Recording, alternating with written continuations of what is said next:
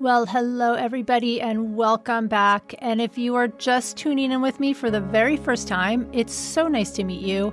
And I'm really glad you're here with me today.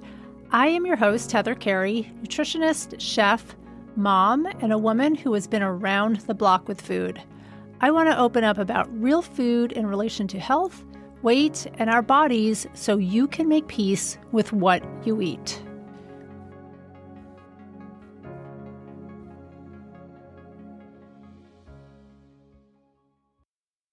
Hi, everybody, and welcome back to Real Food Stories. So today I have Elwynn Robinson with me, who is the founder of Genetic Insights, which is an easy-to-use direct-to-consumer platform that allows people to upload their raw DNA data from any ancestry service like Ancestry.com. You can get access to then over 350 reports with insights on health risks, nutritional requirements, allergies and intolerances, sensitivities, and even personality traits. These reports are extremely accurate and include personalized recommendations unique to your DNA. So, Elwyn, I am really curious to talk about this genetic testing. I know that it's become extremely popular now, and I did Ancestry DNA, and I did my DNA testing then through your company. So I want to just first hear how you got into the field of genetics and health and how it's influenced you. Yeah, thank you. Lovely to be on this podcast. I was into health kind of my whole life because both my parents are into it. My mother did detox programs and stuff in the 80s, and my father had an organic food store back in the early 80s when it was very unusual. But long story short, after a lot of ups and downs, in my 30s, I started to have my own health practice and business, and I was selling herbs and stuff like that. I had a couple of online courses, I had a book, and I was really doing great for a long time until I hit the age of 39. And then suddenly I developed, or I thought I was doing great, I guess that's the caveat, until the age of 39, and I hit some significant problems. I developed this constant pain, which I didn't understand in my digestive area. And I had the kind of all the usual medical checks, and no one could work out what was going on.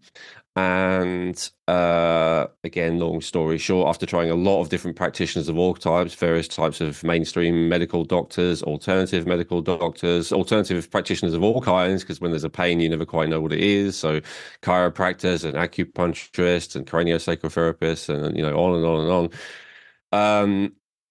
No one was really able to help me. And this pain would get worse when I ate. So I was eating less and less, and it affected my digestive system. And I'd always been tall and underweight. I was always been, obviously 6'3" and maybe 140 pounds. So I was always, considered to be quite thin. And no matter how many calories I could never gain weight. But with this issue, I got down to 120 pounds. I was really, really, I wouldn't maybe go as far as emaciated, but pretty close to it. And along with that came feeling really terrible. I couldn't sleep.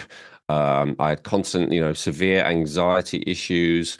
I felt cold all the time. My energy was abysmal. And I basically just could barely work for a long time. It was really not a good situation to be in. And again, long story short, eventually, after trying so many things and doing so many tests and not really getting anywhere, and functional medicine practitioners and this, that, and the other, I came across this service that said, if you've ever done a genetic testing before, which I had back in 2013, this is 2020. Then you can upload that information and get all this information about your health straight away. And that was very appealing to me because I tried all these tests, and you have to get your blood drawn, and it's very expensive, and you have to wait for weeks usually for results for these functional tests. And I was like, great, okay, let's see if it has anything useful to say.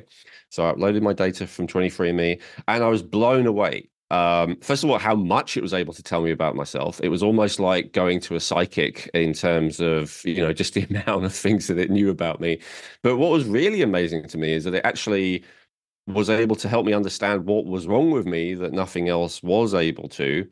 And I'd say there's, two or three different factors, depending on how you look at it, that it helped me uncover. And the fact that I had all these problems now, but when I had that, when I did that 23andMe test back in 2013, I didn't have any of these health problems. So if only I'd have known this information back then, I could have prevented it, because it doesn't just tell you a risk of having things, it also gives recommendations for actually preventing them or reducing the risk of it manifesting. So, yeah, we can go into what they were if you want, but it's a long story again, so we might want to skip that. But because of that, I was able to do some testing, like actual testing, to validate that these really were the issues that were going on for me. And as a result of that, was able to resolve it. I still wouldn't say my health is perfect, because some of the issues I discovered were things that were take a long time to resolve, unfortunately. But now my digestion is a lot better. I'm 180 pounds. I feel good. My energy is good. I don't have anxiety anymore, and all of that kind of stuff. And so I really credit that. And so because of that, I was like, this is so amazing, and this platform was very good. But there were two issues with it. First of all, it was very expensive, I felt, for the average person, and second of all, it was extremely complicated. And I'm someone who's been immersed in this health world for 15 years at the time, and still I felt it was pretty complex. So I could only imagine what the end user, like the average person who just wants to, improve their health, might think of it. And so, eventually I approached them, and we made an agreement where I was able to utilize the same technology, which has dozens of AI engineers, dozens of full-time scientists behind it, but just produce a simpler and more affordable version. Okay, so it sounds like you had an amazing outcome with it. I mean, that you really discovered things that did not come up in regular testing with medical professionals. And then when Yes. you found out some of this genetic testing, you went and got it validated by Yeah. I'll give one example if you like, which was, Sure. kind of the most crazy one, I guess. So it said that I have an issue of detoxifying a heavy metal called lead, that I'm not very good at it. And we'd already tested other stuff, like I'd seen a functional medicine practitioner who thought it was mycotoxins that were the issue, which I think is quite a common diagnosis these days.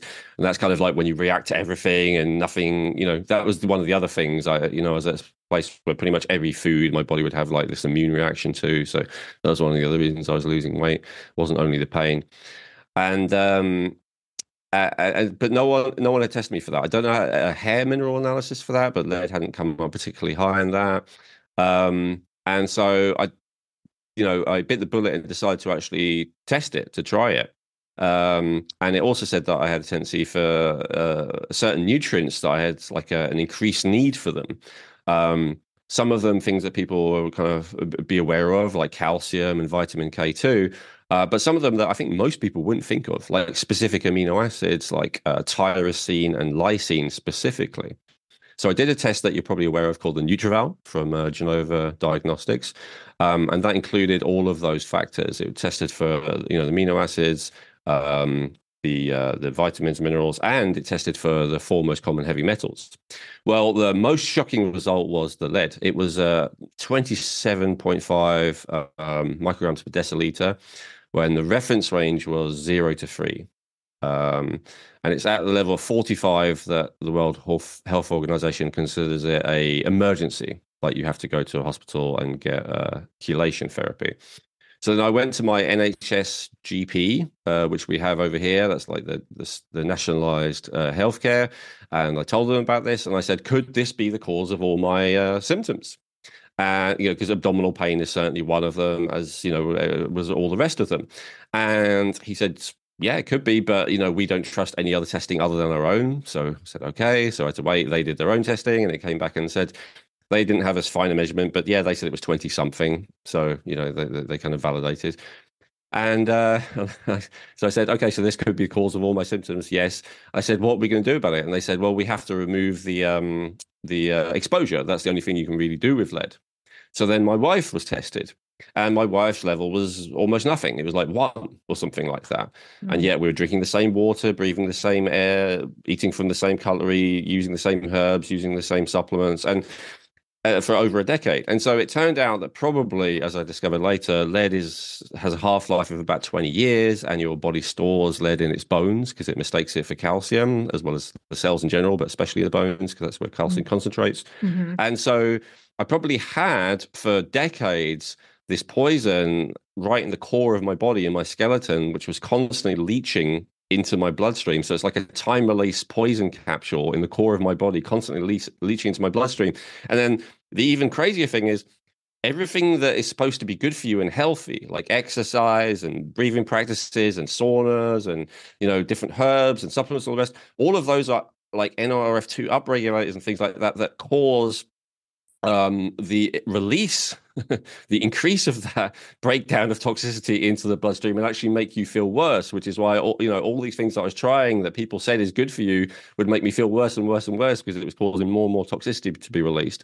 So that's something I don't think I would have ever discovered without that. No, as I said, no other practitioner had thought of it. A lead test usually is, very unusual unless a person has had, exposure working with it, then it might occur to the practitioner to do it. And as I said, I still don't know how I had such high levels. And unfortunately, lead is pretty hard to deal with, as I'm sure you know. Like there are some things like EDTA and DMSA, which are reasonably effective, but they have a lot of side effects as well. You got to be very careful with them. So right now it's down to 6, which is still above the reference range. It's still not ideal, but it's obviously a lot better than it was. And, the symptoms have decreased along with that. And yes, there was a couple of other things. I think even the amino acids were, significant as well, like tyrosine, because it's the building block of thyroid hormone and it's the building block of dopamine. And, I think that was part of the reason as well why I was feeling cold and having anxiety and all the rest of it is because it turned out I had hypothyroidism, which I think tyrosine depletion was one of perhaps the causes of that, along with, genetic tendency. So yeah, it's a couple of little examples there. Okay, so I have a question about that because I got my DNA tested through your site, so when it said like you have a higher likelihood for lead toxicity, is that in your DNA or were you just Yep. exposed to it? I mean, So that's where I think I got a little confused with some of the things that that came up for me, and I'll talk about that afterwards. But sure. so were you exposed to lead? You must have been exposed to it. Yeah, you have to have been Mhm. exposed, but there's a genetic variant that means you're not as good as breaking it down. Like there's Okay. one of those for mold as well. That's quite well known. Like 2 people could be living in a moldy house. One of them is definitely ill. One of them is totally fine. So that's down to a few different genes. This applies to hormones. This applies to stress chemical neurotransmitters. Basically, every enzyme in the body will tend to have a speed that it acts at. Some of them work quickly. Some of them work slowly. Some of them work in between. And obviously, that's partly as a result of epigenetics, so lifestyle and environment and the nutrients that are available and all of that kind of stuff. But part of it is also the starting point that you have that's based on your genes. So yes, I would have had to have been exposed to lead.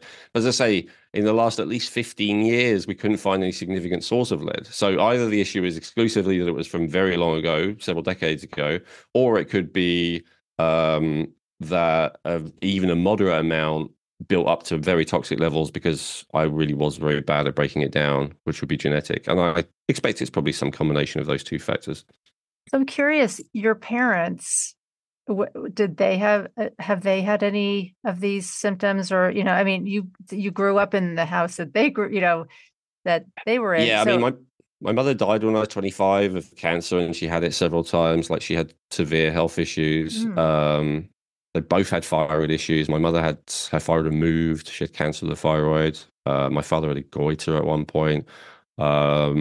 I lost touch with my father, so I can't comment on how he is now. But yeah, he had ME. So yeah, he had severe health issues as well. okay. I can't say if they're caused by lead or anything Right. else. Yeah, you can't, right. You can't prove that. But so that's kind of interesting information. Mm. So I want to just then talk about, this genetics. We can learn a lot about our genetics, right? But how important is learning about our genetics versus just our lifestyle, because we can get tested for genes that show you might have a more propensity for being obese or weight gain, or that you can't break down certain nutrients. But what's the importance of that versus just living a healthy lifestyle? Because doesn't it all, like a lot of things then just go back to, like you said, like exercise, eating correctly, getting sleep, your stress, right? There's like some commonalities that it all goes back to. But let's talk about just the importance of then genetics. So you must obviously think that genetics are hugely important. Based on experience, but I can tell you philosophically, it's not my inclination. I think, philosophically, people tend to be on one or the other side of the spectrum. Some people are very much in the philosophy of kind of fate, like everything, it's just the way it is. There's nothing you can do about it. And they're the kind of people who talk, like, oh, my father had heart disease, my mother had heart disease, I'm probably going to have heart disease. Like they just accept that. The other end of the spectrum is kind of the personal development, self-improvement, kind of, law of attraction manifestation kind of crowd who are like, I am the captain of my own destiny. I will create my own reality. I will, make my life what I want it to be.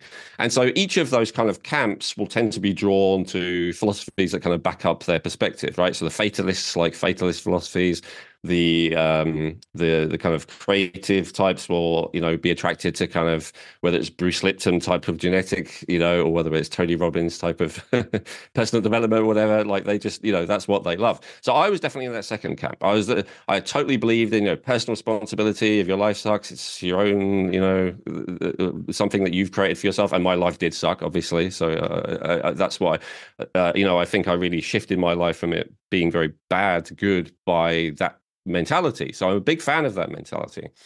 However, I feel part of my process of maturity, which I'm certainly still ongoing, was realizing that yes, you can create your own, destiny to a significant degree, but you do also have to be aware of the cards that you have been dealt for a couple of reasons. First of all, because if you understand that, you can mitigate a lot of the issues around it. So the lead one is a bit tricky because I don't even know how I was exposed to it. Let's pick the nutrient one because it's a little bit simpler. If I know that I have a increased need for niacin or lysine or vitamin K2 or whatever it might be, having a deficiency of these nutrients is potentially extremely serious, as you know. And yes, it is possible to get enough from diet, usually, but it depends what it is. I mean, one for me, for instance, was choline. So choline, I was like raised vegetarian. I was brought up vegetarian. Even when I started to eat animal foods, I was only eating fish. And so, one of the issues I believe is that I ended up, the actual thing that I had that caused the pain, which I'm not sure if you've heard of it, it's called sphincter of Oddi dysfunction, which is pretty unusual and very unusual for men. And it's where the sphincter between the gallbladder and the duodenum is spasming and not releasing the bile properly. And part of the problem that causes that is the bile is too thick. So there's a situation of cholestasis. Well, one of the things that can prevent cholestasis, and one of the key things that is needed to prevent cholestasis in the early stages, is a sufficient amount of choline. Now, it's actually quite hard to get enough choline from diet unless you're eating a significant amount of egg yolks, or unless you're eating liver, or unless you maybe see, certain seeds, sunflower seeds, stuff like that. But it's actually pretty tricky. And soy, I guess, soy is the other one. But what about if you have a variation in your gene, which I do, the PEMT gene, which means that your body is not very good at creating its own choline? Because choline used to be classed as one of the B vitamins, and then they realized that your body can make its own, and so something can only be classed a vitamin if you can't make your own. So they removed it as a vitamin. So yes, people can make their own choline, but it uses up a lot of methylation capacity, and more importantly, some people genetically are just not very good at it. So I feel like if I'd have had that information early on, I could have either eaten the high choline foods or I could have supplemented choline, and I could have prevented myself literally years of agonizing pain. Because I can tell you, I've spoken to, it's mainly women who have this issue, sphincter of body dysfunction. But I spoke to one woman and she said it's worse than the pain of childbirth. And I can't refer to that, but it was bad. And the other thing about it is that uh, painkillers don't work on it. Like the NSAIDs do nothing, and then the opiates actually make the pain significantly worse for some reason. The mechanism is not quite understood, but I believe it's related to prolactin, whatever. So just knowing that I had an increased need for choline and that I was actually doing the opposite, I was having a low choline diet, right, would have saved me so much. So that's something where it would be very helpful to know that I had a specific tendency and I had a specific need. So yeah, I hope that's one example that shows like everyone, if you're really into health, and you could say, oh, well, people should know that they need choline anyway, so fair enough. But what about if you need 2 to 3 times more than most people and it's already very difficult to get from diet? I'd say vitamin B1 is another example of that. It's quite hard to even get the recommended daily intake of vitamin B1 from foods. It's not particularly easy. Most foods are not very high in it, which is why 100 years ago the government mandated that all grains had to be fortified with vitamin B1. But then, ironically, a lot of people who try to be healthy, like myself, they avoid grains because grains are bad for them, right? And then you're even more likely to end up with this vitamin B1 deficiency. So let's say you're trying to be healthy, you're avoiding all grains, you're not supplementing with B1. Okay, and then you have an elevated need for B1 because of some kind of some kind of genetic variation. Well, then you could be in a position where you have, extreme issues with, producing energy, which can have a knock-on effect on almost any, system on the body. So, yeah, so that's one aspect. So you can prevent and resolve problems. And the other aspect, which I think is really profound and has been for me, which is a bit hard to explain to people, is the issue of compassion. So, especially around like this is more like a personality kind of thing. But for instance, I always felt very easily stressed and overwhelmed, and like it was quite hard to calm down. And I was always really admiring of and maybe jealous of people who, no matter how stressful situations may be, they always seem to take things in their stride, like it was no big deal, right? And then when I did this genetic testing, I saw that I have slow COMT. And COMT is a gene, it's one of the main enzymes that breaks down the catecholamines, the stress chemicals, adrenaline, noradrenaline, and dopamine. And the downside of breaking down those stress chemicals slowly is that they build up and then they build up very high, and then your body is not very good at breaking them down. So basically, you're not necessarily more likely to get stressed, but you're definitely going to find it more difficult to calm down after you get stressed, and you can easily get overwhelmed. And that's exactly the experience that I had. And so I was always jealous of that kind of resilient person. But when I learned about COMT, what I realized, and it turned out that I'm actually married to someone who's the opposite of me. They're fast COMT, my wife, and she doesn't have that issue. She can calm down easily, but she has a challenge with concentrating and focusing. And so, dopamine is actually one of the catecholamines, and dopamine helps you focus. And so it turns out that, having that fast COMT, yes, it means that you are more resilient to stress, but it also means you actually struggle to like focus and really even enjoy life unless you're in a stressful situation. So it turns out that actually fast COMT people are more adapted to thriving in a highly stressful environment, and slow COMT people are more adapted to thriving in a peaceful environment. And it's not that I am better or she is worse or, the other way around. It is simply that each of us is genetically adapted to thrive in a different type of environment. That's a very important thing to know about yourself and to know about someone else, so you can kind of understand each other's perspectives a lot more, because I'd be like, why do you seem to like create drama? Like, and now I understand this because she needs a certain amount of intensity to actually feel good.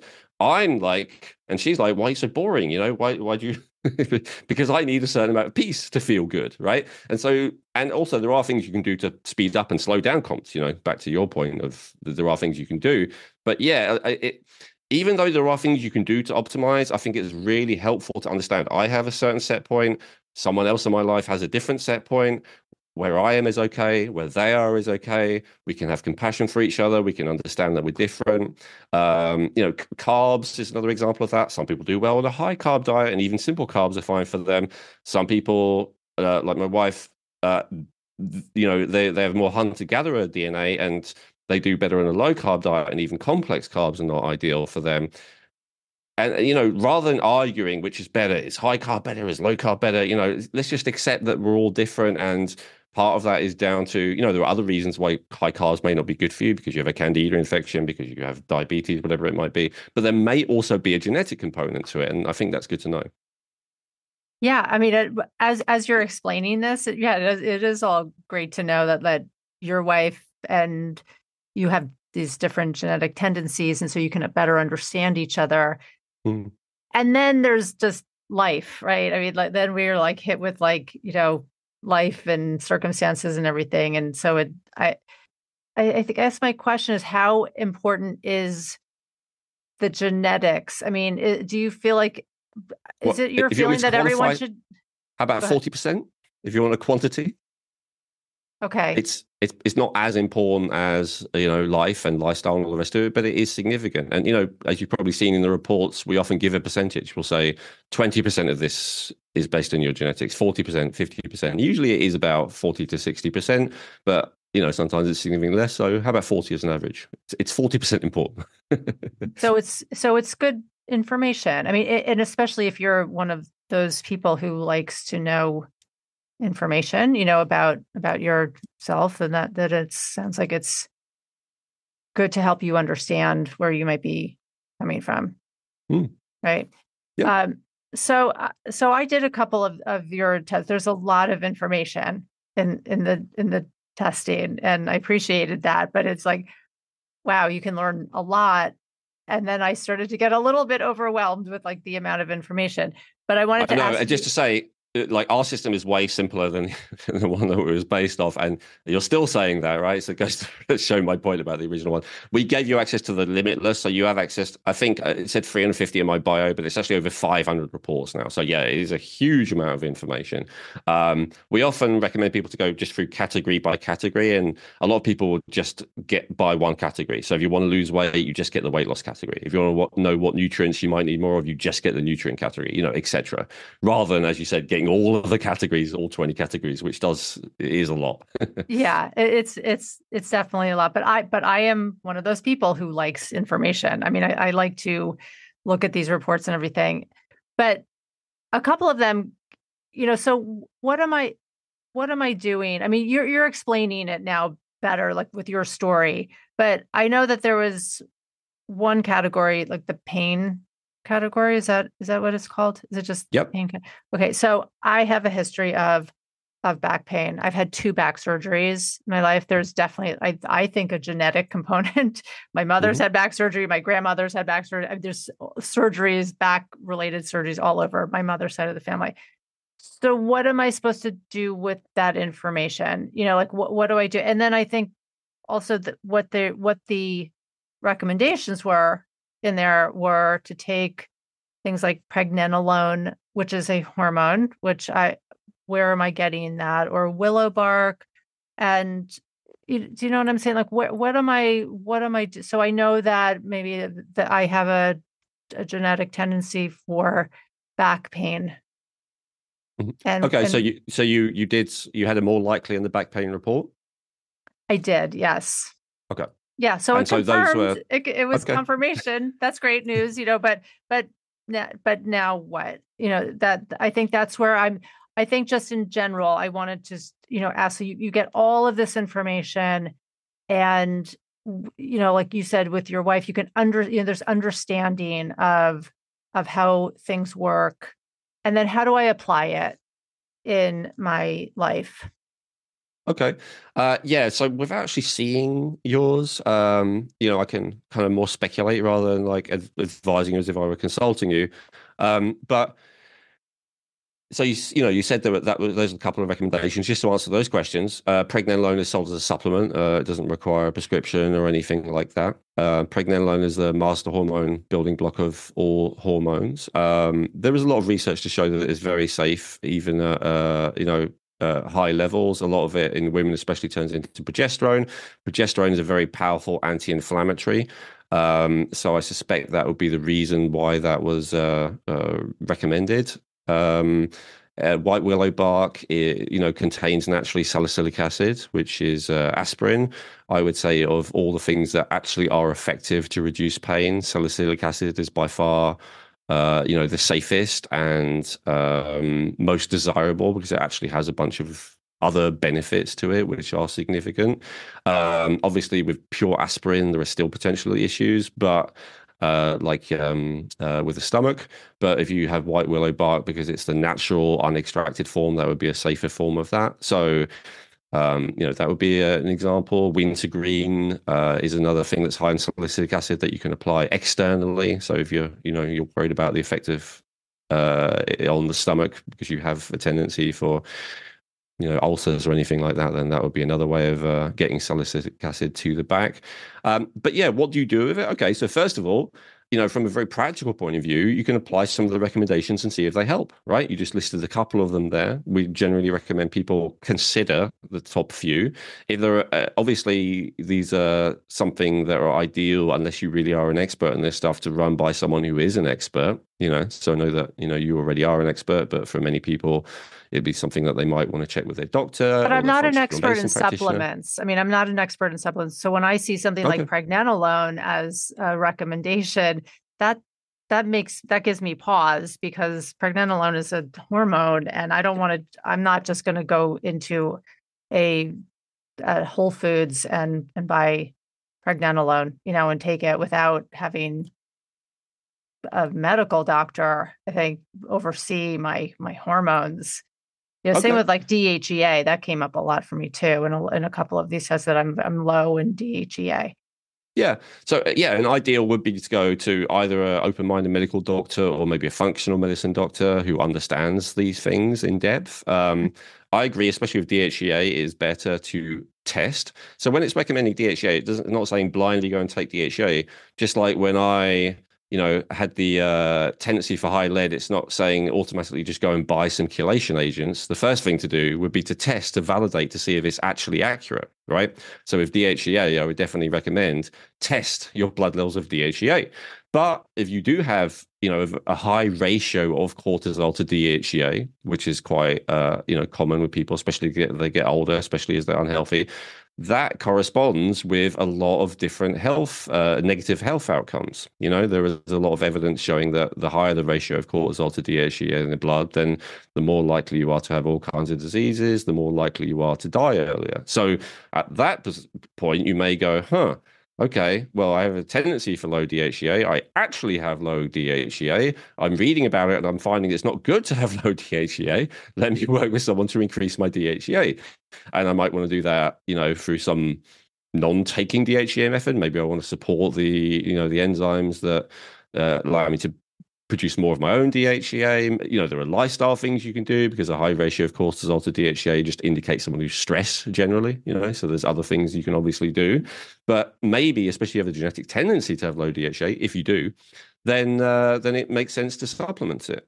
Pregnenolone, I would say, is a little bit safer. Usually it's sold in like 25 or 50 milligram doses, and there's a lot of research showing you can even take 2,000 milligrams. It doesn't have any kind of significant negative effects. And you can do your own research, obviously, to validate that. Everyone can. But, the best thing to do is exactly the same thing as I just said, right? To actually go and check with a practitioner. So these are starting points. I mean, I'll give you an example. This is probably the most common thing I come across. I'm allowed to tell this story because this is a friend of mine, a business partner. He's someone who's super not into health. He loves business and marketing and stuff like that. But he was really, really struggling. He was saying, I wake up and the alarm goes and I just can't drag myself out of bed. And, and I can't get to sleep. I'm feeling anxiety and all this kind of stuff. And I was like, to me, this sounds totally like a thyroid issue, but maybe I seem to everyone I meet seems to have a thyroid issue. Maybe I'm projecting.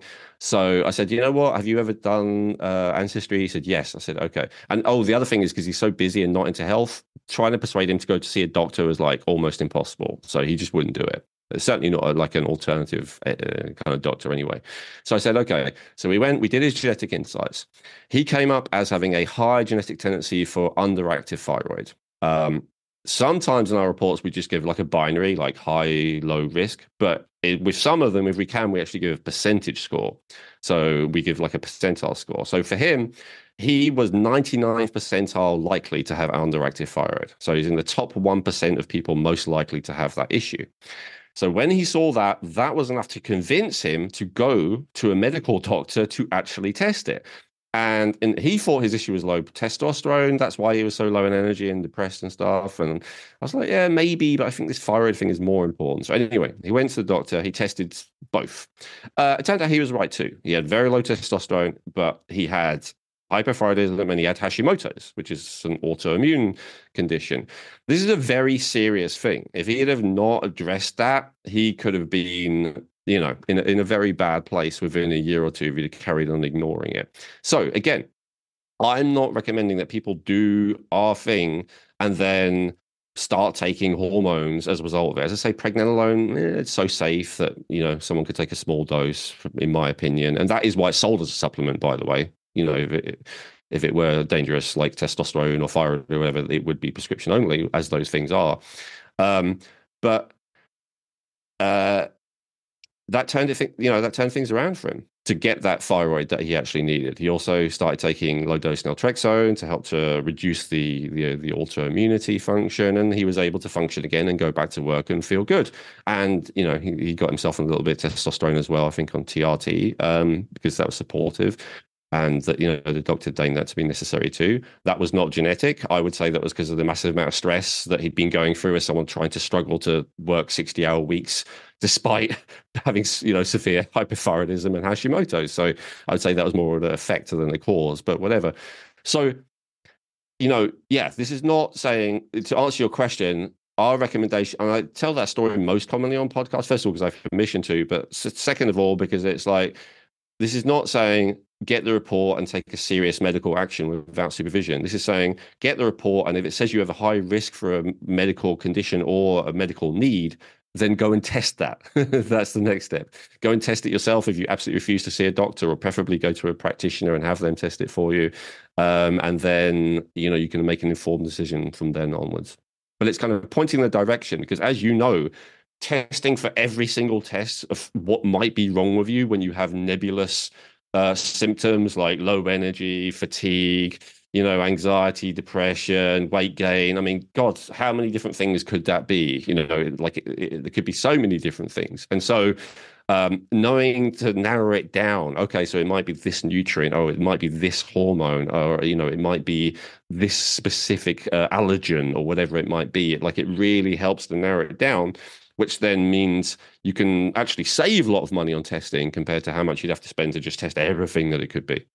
Well, I'm definitely going to get my DHEA tested. I'm going to ask my doctor to do that. And now, because I'm curious, because it did show up. I didn't look at all of the information, but it did show up in a couple of the categories. So I'm definitely. And that's a smart way of doing it. If you see it once, then it's like, but if you see it again and again and again, you're noticing a pattern, then it is definitely worth it. Yeah.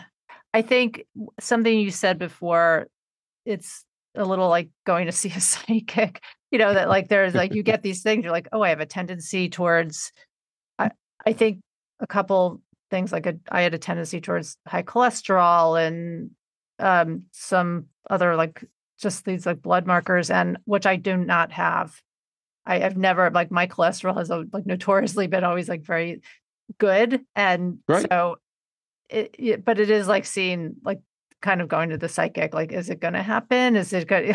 They know something that I don't know that's going to, so it is just a lot of information. So I think my next question is, when I see recommendations that say take royal jelly, this is with the DHEA, that's for me to royal jelly, ashwagandha, and something called Shilajit. Shilajit, yep. Shilajit. I've never heard of that before. Mm-hmm. Who am I supposed to go to? I have all this information. Do you have consultations after you get all of this genetic testing done? Yeah, I'm not, a doctor or anything like that, but what I am able to do is go through people's results and just help to kind of pass what to start with and what to focus on. We do also at Genetic Insights, we work with a medical doctor who is both a traditional medical doctor and a functional medicine doctor, so they understand, both perspectives. So if it looks like the person needs to work with a medical doctor, then I usually would then refer them on to her.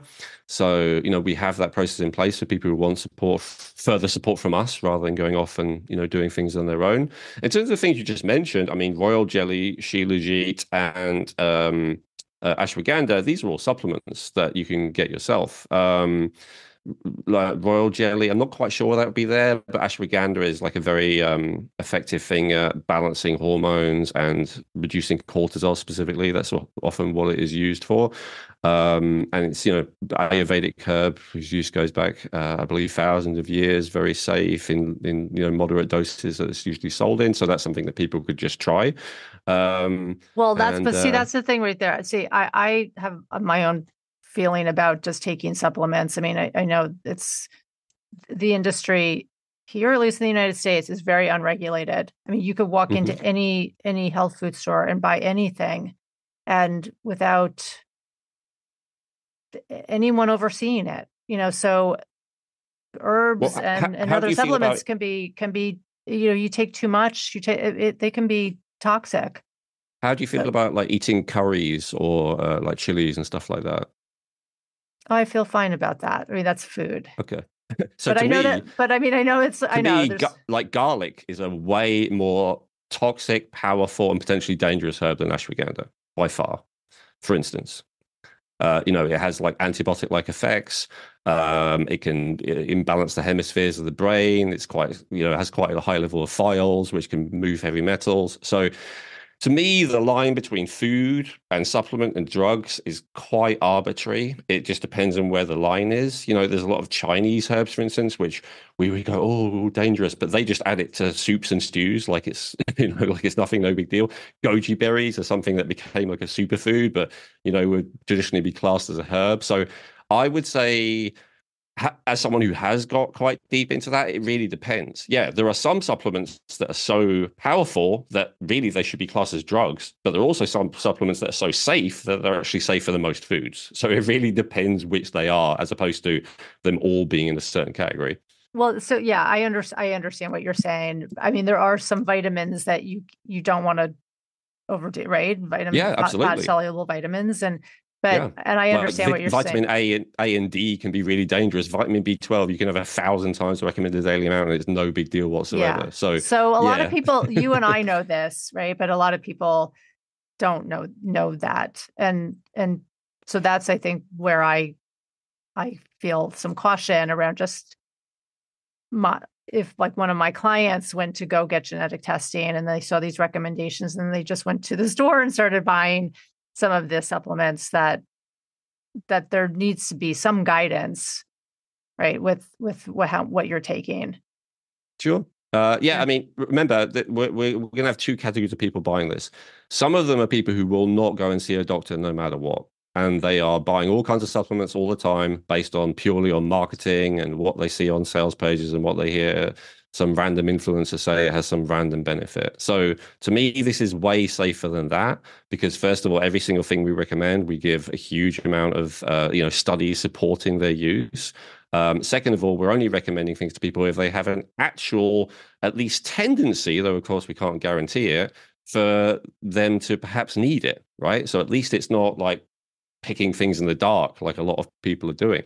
But yeah, my preference, of course, is they would come and see me, they would come and see a medical doctor, or they would come and see someone else who knows what they're talking about. Absolutely. But sometimes we're just, we're doing, what's the word? It's better than the alternative, right? And so, and again, the recommendations we are making, we don't recommend any drugs. I don't know if you noticed in there is nothing in there that actually is dangerous. Like DHEA, even though I would be cautious of it, vitamin D3, even though I would be cautious with it, etc. They are classed as dietary supplements that people are free to buy without any any restriction. So, right. But yeah, like.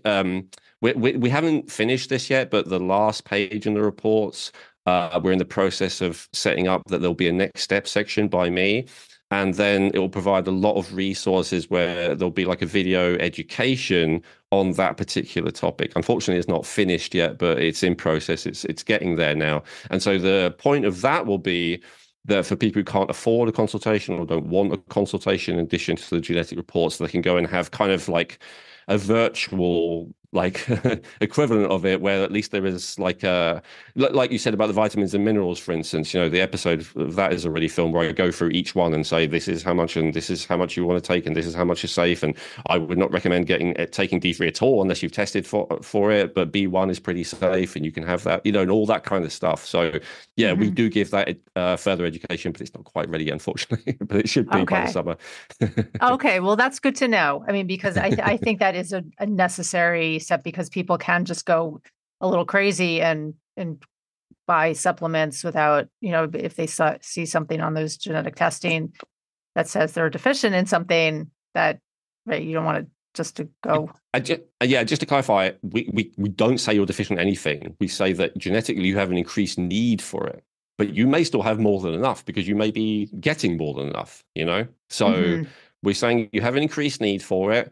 If you need it, here are the ways to get it, but we're not saying that you actually need it. That is still ultimately down to testing. And that's why one of my favorite things to recommend is the NutriVal when it comes to nutrients, because it basically tells you what you need of pretty much every vitamin, most of the minerals, and along with a bunch of other helpful information, all the fats, essential fats, all the amino acids. So that's why I love that test and talk about it frequently, recommend it, because it's like again, for people who don't want to see a practitioner, who want to do their own, it's giving quite a user-friendly breakdown of how much you actually need of each of those nutrients. But often the thing that, because that's quite an expensive and difficult test, the thing that might motivate someone to do that in the first place is to tell them, look, you have a very elevated need for, I don't know, magnesium or whatever, and you seem to have a lot of symptoms related to a lack of it. So why not do a test like that to see if you actually need it? Yeah, that's good to know. I'll link that in the show notes. So it's Genova Diagnostics NutriVal, right? Yeah. Okay. If you actually want to know, again, it's a lot more expensive than ours, and it's a lot more of a hassle to do, which is why it can be difficult. But I definitely would recommend that for anyone who, as you said, is sick of guessing whether they need this supplement or that supplement. When it comes to all the nutrients, anyway, it's a very helpful test. Yeah. Okay. I will definitely link that. So I want to ask one last question, because I think for my listeners, who are a lot of women in midlife going through menopause transition and everything, weight gain is a hot topic, because all of a sudden body's shifting, gaining like mystery weight. So I want to just ask about the genetic tendency, towards losing weight and difficulty, because I know you have a category in there about weight loss, right? So could genetics factor in to weight loss? Absolutely. Yeah, absolutely. I don't think it's a huge mystery to say some people just have a tendency to be more higher weight. Some people have a tendency to be a lower weight. Some people have a tendency to be in the middle. That was one of the things when I first got my results, I thought they were inaccurate, because literally I've been significantly underweight my whole life. And yet my genetic report came back saying that I had a tendency to be normal weight. And I was like, oh, well, that's wrong then. And then, of course, once I started to actually resolve these digestive issues, I've started to able to absorb nutrients properly again. And then I am a normal weight. I'm right in the middle. I'm exactly 22 or 23 in the BMI or whatever. That's it. So the genetics were right. There was just a specific situation that was causing me to not conform to my genetics. And of course, that could be true for you. You could be someone who does not have a genetic tendency to be overweight, but there is a lifestyle or whatever factor that's causing you to be overweight. But there could be a genetic tendency, and it's really, really helpful to know that. In terms of weight loss, another story that I'm allowed to tell. I had a client who did this, and she, as well as being 50 pounds overweight, she also had all the symptoms of MS, and she thought she had MS. She was the two things that she picked up on. I mean, we went through loads of stuff, but the two things that she picked up and acted on is that she had an increased nutritional need for just iron and B12, and that's all it is. And she started taking those, and the MS went away, and the weight just fell off her. Now, as to exactly how that happened, I can't say for sure. But my belief would be probably that it's thyroid function because the thyroid requires a specific amount of iron for the thyroid hormone to actually get into the cells. I think she was very low in iron. She was very anemic. And so because of that, the thyroid function was way down. And so, yeah, the thyroid function is one of the things that, potentially can lead to someone being overweight. I think it's the least focused on, the most important factor. For women, there is another significant factor, though, and it's the sex hormones. So as the ratio of hormones shifts from uh, progesterone dominance, which is the ideal state, to estrogen dominance. Estrogen is a very anabolic hormone, and specifically it's fat building up. If you tend to build up fat more around the hips and the waist, the hips and the butt, then that is more of a estrogen dominance issue. If you tend to build up fat more around the belly, that's more of an insulin resistance issue. And so those are two of the reports that we also have in there. We have a report on estrogen, we have a report on progesterone, we have a report on hypoglycemia, HbA1c, fasting glucose, so underactive thyroid. Metabolic rate is another one. Obviously, that's related to the thyroid, but if you have a tendency for a slow metabolic rate, then that's something that you can either accept or you can try and do certain things to speed it up. But at least, it gives you that is why I can't eat as much as the next person without gaining weight. It's potentially an explanation, right? Carbohydrates is a big thing. We just talked about that. A lot of people feel fantastic going on a ketogenic paleo diet and going very low carb, and it helps them lose a lot of weight. But some people feel horrific doing it. And, it doesn't help them at all. And it actually, because when you are in a ketogenic state, it raises cortisol and it raises noradrenaline significantly and suppresses thyroid function. And so for some people, going on a ketogenic diet makes it worse. And they might lose fat while they're doing it, but they can't, it's not what's the word, sustainable for them. And then as soon as they go back to eating carbs, they pile the weight back on. And overall, it was like a really unhelpful thing to do. So again, knowing that, fat is another one. One camp in the whole natural health world goes, oh, you should eat unsaturated fats, you should eat, olive oil and avocado oil and stuff like that. The other one says, no, no, no, no, they make you gain weight. You should have saturated fat, you should have coconut oil, you should have MCTs, you should have butter, right? The whole bulletproof approach, stuff like that. Again, what I found is it's not about working out who's right, it's about working out what your genetics are. And that's simply a matter of checking, right? And some people do great. I do better with saturated fat, but for instance, Chrissy, my co-host on my podcast, she does better with monounsaturated fats. And in both cases, that's in our diet, and in our genetics. In both cases, we do better. Again, with fat, some people say a high-fat diet doesn't make you put on fat, but some people, when they start to eat a lot of fat, they swell up immediately. So some people have a good response to fat. I do well with dietary fat. Some people have a poor response to it. It just makes them gain weight. So again, like knowing that about yourself. So yeah, I mean, that's just, and we have other stuff in there, like a tendency to overeat and sugar cravings. And so there are a lot of different factors, right, that could lead to someone gaining weight. And so, yes, the reason there's not just one report, because we could just have one report, your tendency to gain weight, but that's of limited use, as you just said, right? But if you understand all the factors that could be related to it, all the ones I just listed, right, and more, then we can go, oh, what is it? Is it my thyroid? Is it insulin resistance? Is it I'm eating too many carbs? Is it that I'm eating too much fat? Is it, whatever? Is it estrogen, etc.? Like it helps you to narrow down, and then you're like, oh, I have a tendency towards that. And then, as you said, ideally, you don't just start taking action on a bunch of stuff. You test it. You find out if it's true. If it's saying you have a tendency for a slow thyroid, is that true? If it's saying you have a tendency for too much estrogen, is that true? If it's saying you have a tendency for insulin resistance, is that true? But it helps you to narrow down what to focus on. Yeah, and I think also that the bigger point is that diets, what you eat is very individual, right? And then it can go back to genetics, because that just debunks then all diets in general. Like the keto diet is not good for everybody, right? It's not good. The paleo diet's not good for everybody. Like you have to really know what's right for you and what works for you. And so it sounds like genetic testing would give you that information, and that's great.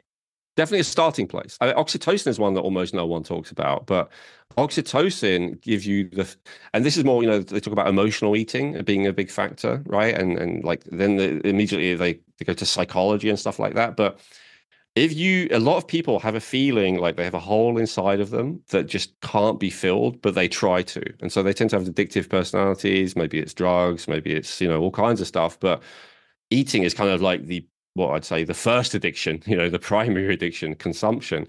And so if you have that feeling like you have a hole inside you, and no matter how much you take or how much you do, it's never full. If you apply that particular psychology to food, you're almost definitely going to gain weight unless you have some severe digestive issue like I did. But the thing that actually makes you feel that way, my understanding, or the primary factor, is oxytocin. If you have low amounts of oxytocin, you will feel a feeling of emptiness. If you have high amount of oxytocin, you have a feeling of satiety. So again, I'm not recommending anyone should go out and just buy oxytocin. In fact, you can't without a prescription. But some doctors will they call it off-label, prescribe oxytocin for people with addictive tendencies. And it's absolutely true. If you use like an intranasal oxytocin, you're much less likely to overeat. You're much less likely to take drugs. You're much less likely to drink if you're an alcoholic or whatever it might be. And so again, that's a kind of novel therapy that's not used very often. Should you try it? Maybe or maybe not. But if you have a genetic tendency for low oxytocin, that would give like more of an indication that perhaps it's something that you should try. And if you don't want to take something from a doctor, then there are, of course, activities you can do to raise oxytocin. Maybe rather than going to the gym to lose weight, you should be spending time with friends and cuddling and playing with your pets and stuff like that, because raising oxytocin naturally will naturally make you feel more satiated, which will naturally reduce your chances of overeating. So, there's so many clues in here about things that you may want to pursue. Like, as you say, every report could lead to like a massive shift in your whole life if you were to pursue it. And that's why we kind of have that sort by risk thing, because like we show all the highest risk things first, because otherwise there would be probably too much to go through still. Yeah, well, it is a lot of information, and if you are a person who likes all that information, and then genetic testing is definitely for you. And I think that it's, it sounds like you're even progressing with how you have the reports and the information given and the recommendations, and it sounds like it's a growing industry, right, and work in progress and getting more refined and absolutely. Yeah, no, it's I think it's going to become more and more the norm to get genetic tested to see where you fall into certain categories. And Ellen, how can people get in touch with you if they want to pursue their own genetic testing? Thank you. You want to go to geneticinsights.co, and that will take you through to like the limitless option. And then we also have geneticinsights.co /nutrition. That will be like the nutrient needs category that we've talked about most. And then my podcast as well, if you want to hear more from me about all this stuff. I have an episode on weight loss. I have several episodes on nutrients and all that stuff. I have the Rejuvenate podcast. It's called, with Elwynn Robinson, on all the major platforms, including YouTube. Great. Okay. Well, I will link that all in the show notes so people can get in touch with you. And I'm going to get back to you about my DHEA test and tell you what happened if it is actually really low, because I'm wildly curious to see if that's something please affecting me. And it's the ratio of DHEA to cortisol that's especially interesting. Even if the DHEA is mid-range, if the cortisol is high, you still might want to raise it. Yeah. Okay. Good to know. All right. Thank you so much.